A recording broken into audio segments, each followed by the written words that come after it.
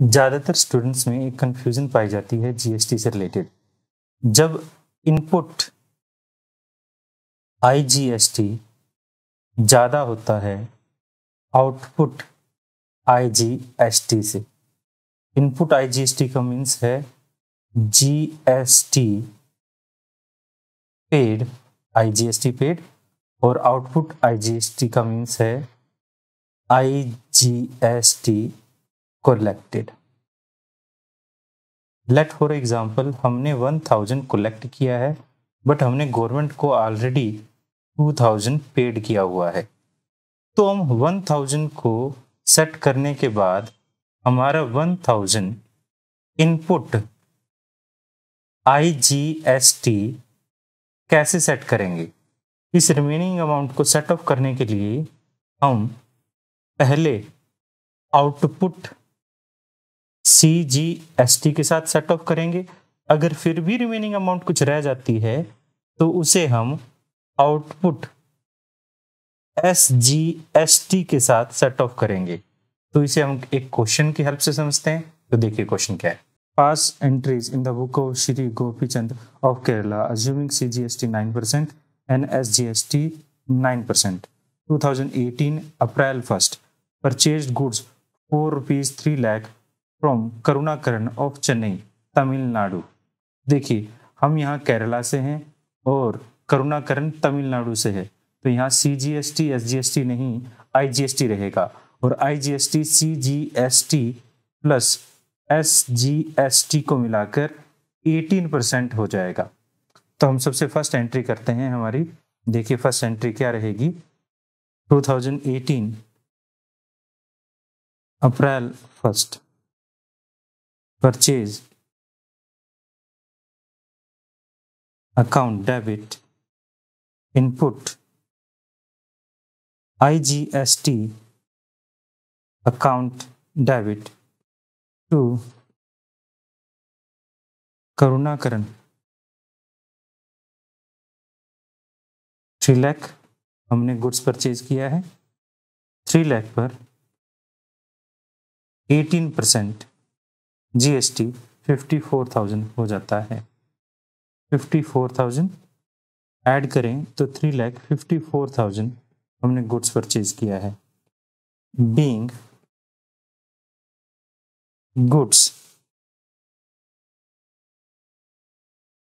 Purchase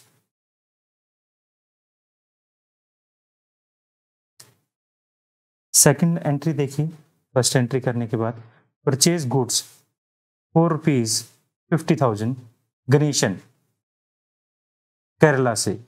ये गणेशन है केरला से जिससे हमने गुड्स परचेज किया है 2018 का ही अप्रैल 3rd को। आपको वैसे ईयर बार बार लिखने की जरूरत नहीं है। यहाँ पर परचेज किया आपने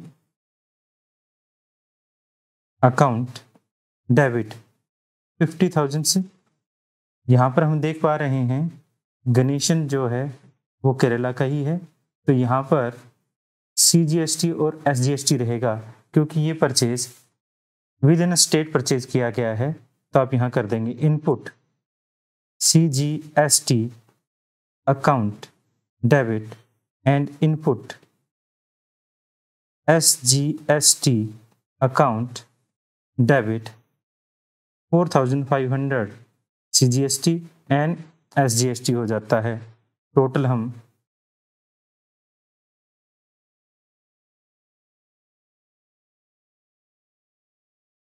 गणेशन अकाउंट कर देंगे। गणेशन अकाउंट रहेगा 59,000। हमने बीइंग गुड्स परचेज किया है। अब हम चलते हैं हमारी थर्ड ट्रांजैक्शन की तरफ। 10 अप्रैल को कहता है सोल्ड गुड्स कॉस्टिंग ₹80,000 नायडू को, हैदराबाद का है तेलंगाना में, at a profit of 25% on cost less trade discount 10%। अब देखिए हम थोड़ी कैलकुलेशन कर लेते हैं इसकी। सबसे पहले हमें यहाँ कॉस्ट दी गई है जो कि है 80,000, उस पर हम ऐड कर देते हैं प्रॉफिट जो कि हमें 25% ऑन कॉस्ट ही दिया गया है, तो 80,000 का 25% अगर हम करें तो 20,000 हो जाता है। दोनों को ऐड करने पर हमारे पास 1 लाख रुपीस, और इस पर लेस कर देते हैं trade discount at the rate 10%, जो कि 10,000 बनता है। लेस करने पर हमारे पास 90,000 आता है। तो 90,000 रुपीज़ की हमने सेल की है नायडू को, और हम अप्रैल 10 को नायडूज अकाउंट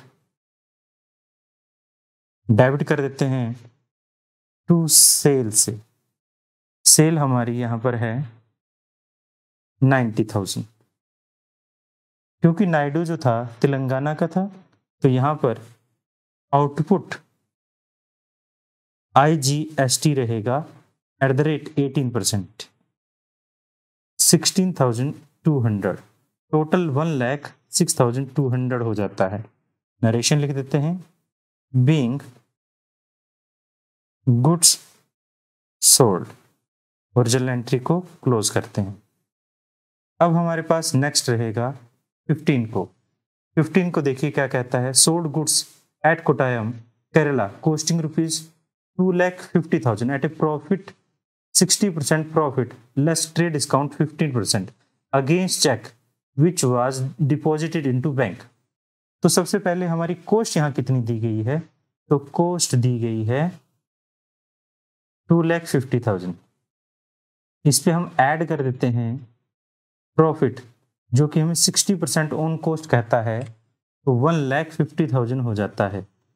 इसमें ऐड करें तो 4 लाख हमारी यहाँ प्राइस आ जाएगा, और उसमें से हम लेस कर देते हैं जो हमें trade discount at the rate 15% कहता है।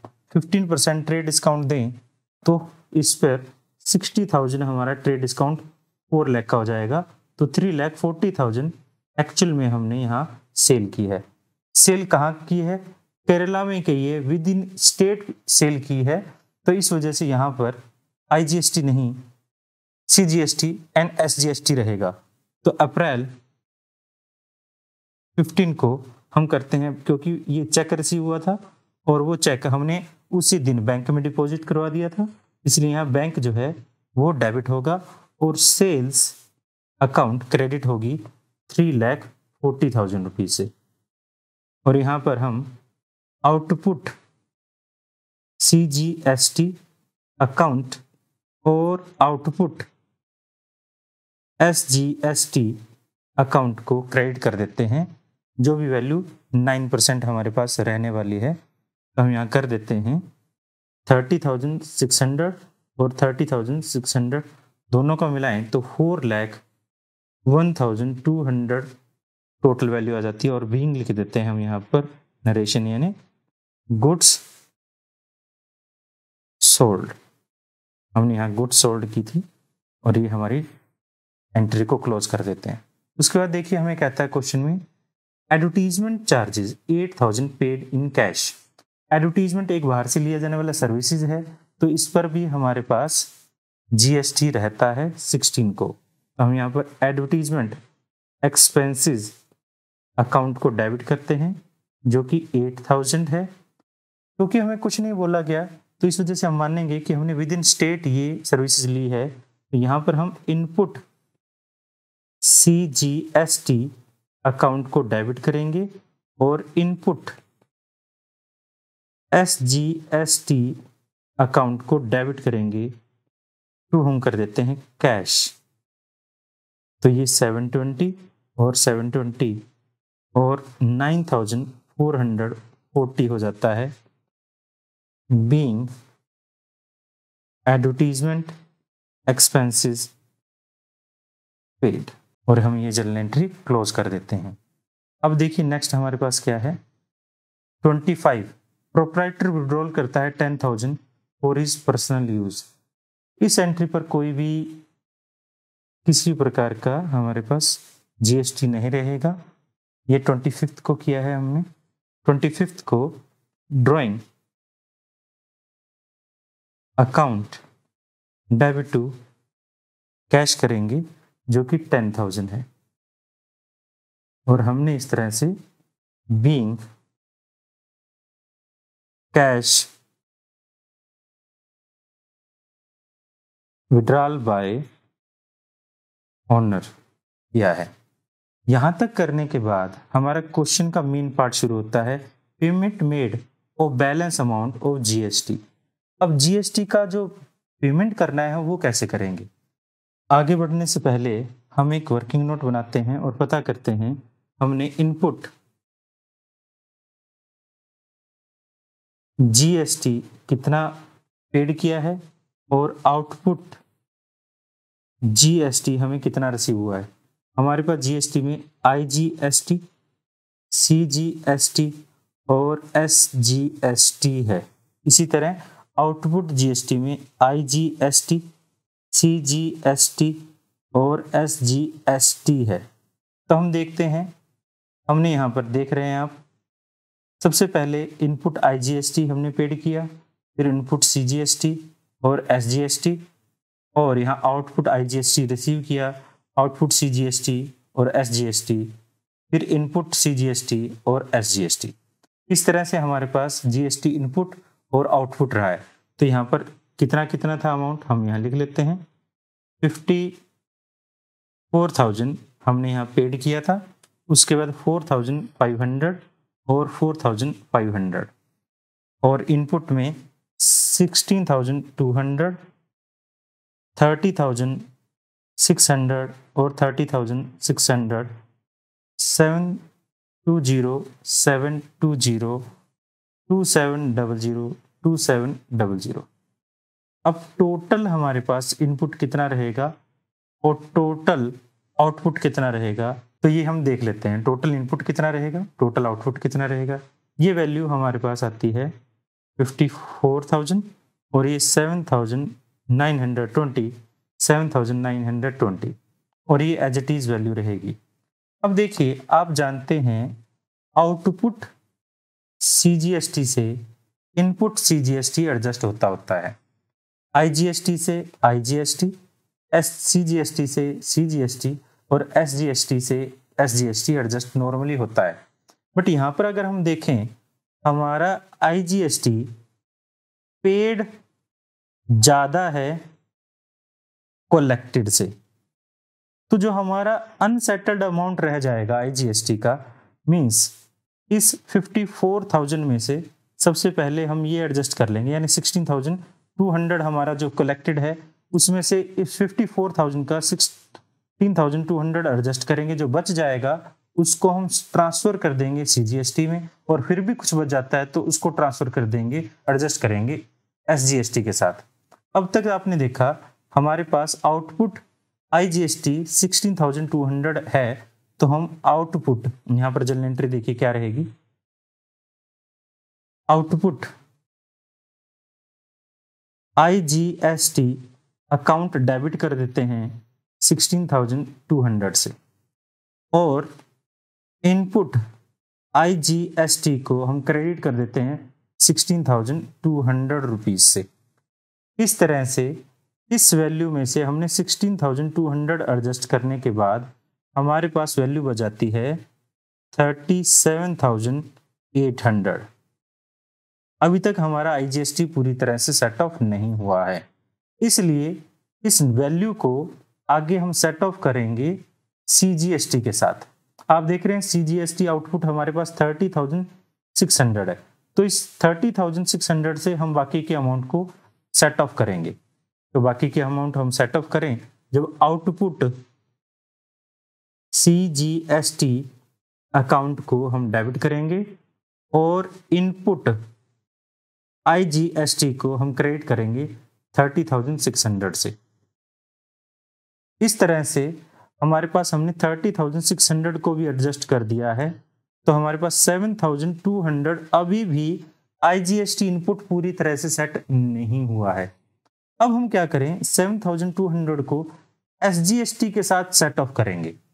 तो हम एसजीएसटी के साथ सेट ऑफ करें थर्ड में, तो हमारे पास आउटपुट एसजीएसटी अकाउंट डेबिट कर देते हैं जो कि 30,600 है, तो हम इसमें इनपुट IGST को सेट ऑफ करेंगे 7200 से, और फिर अब देखिए, अब 7200 हमने ये वैल्यू SGST से एडजस्ट की और ये वैल्यू हमने CGST से एडजस्ट की। इस तरह से हमारा IGST टोटल सेट ऑफ हो चुका है।